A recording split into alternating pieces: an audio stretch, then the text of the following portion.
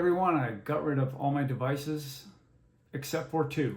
I'm down to the Sunto Race and the new Garmin FENIX 8 47mm AMOLED version. This is obviously going to be my first impressions of the FENIX 8 AMOLED. Just a little bit of background information. I ordered this on launch day, which turns out to be yesterday at about 7:30 in the morning. It arrived at my home at just about noon today. 28 hours approximately. I thought that was just miraculous, first of all, because they're very hard to get.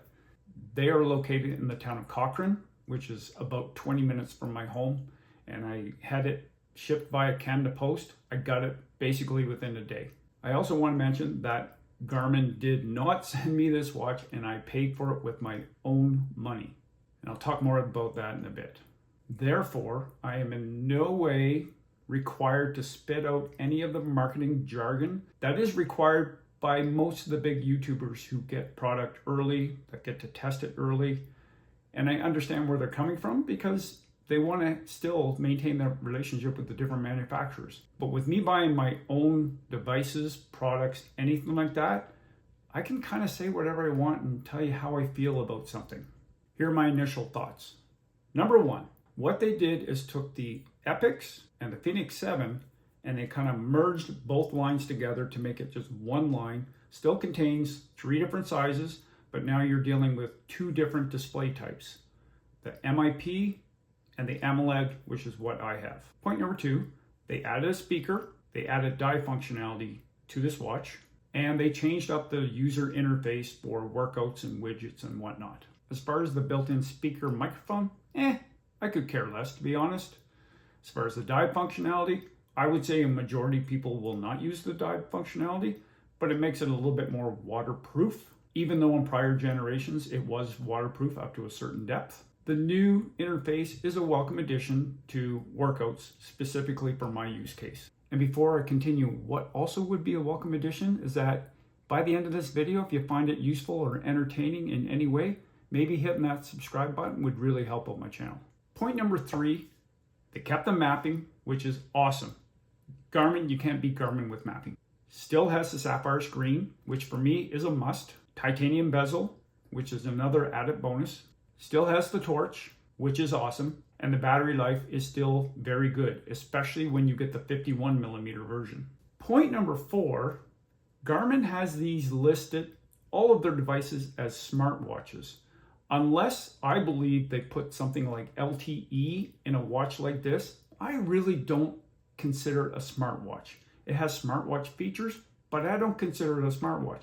Much like Apple and Samsung when they call theirs Ultra, until they get the battery life and a few other things, I wouldn't put an Apple Watch Ultra or a Samsung Watch Ultra, whatever the heck it's called, Galaxy Watch Ultra.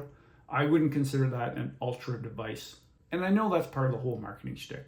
Point number 5, I purchased the 47mm version.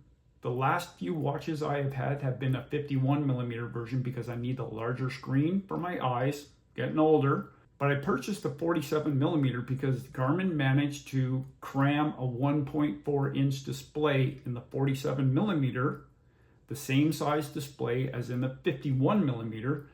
The biggest difference is that the 51mm has a better battery life by a lot because there's just more real estate to put in a bigger battery. But for almost everyone out there, the 47mm battery life will be more than sufficient.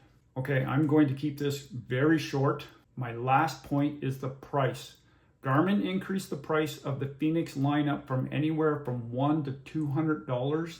US, Canada, I'm not exactly sure the pricing differences between. You're looking at about $200 difference for the larger variant. And in my opinion, adding a speaker and dive functionality is not worth the $200 premium increase. I know inflation, but from basically year to year, even though the FENIX 7 came out 2 years ago, but a year or so after the Epix Pro came out, having that big of a price increase, I don't think that's a cool move. If I were to recommend anything, if you have a FENIX 6 or 7, 7 Pro, an Epix Pro, I would not upgrade to the FENIX 8.